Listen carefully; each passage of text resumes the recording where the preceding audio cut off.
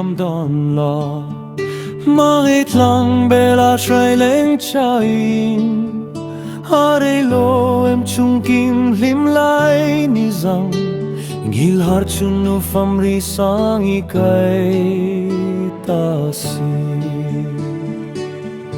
Gai lai kan bang long che chunu Hawi lo par tau nin lung lo tui dong mang la Hilim tla le sulu kan thlir chang ku Loay trinulin ta zay kan re le chin Hayang tara kum tungun lumin tiam ka Lua lo run yang nu tiang min cham ta mau Ho ana zua patin lai adam thelo Vain ka thame rau tlaleng tal tong in ma Gai lai kambang long che chunu Hawi lo par tau nin lung lo tui don mala Hilim tla le sunu kan thlir chengji Loay trin nulin ta say kan re chin Idam nan kan dil kwanu leng kanau Hingun par mawiti bulle turin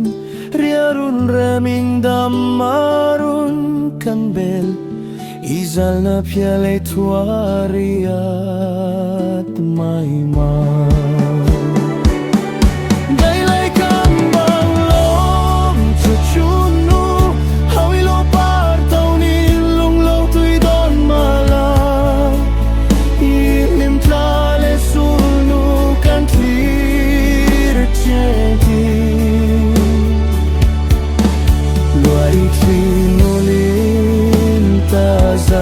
kan retin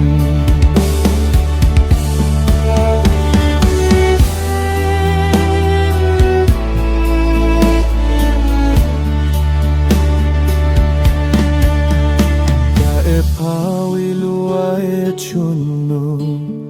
Fam rulung muali liam tasi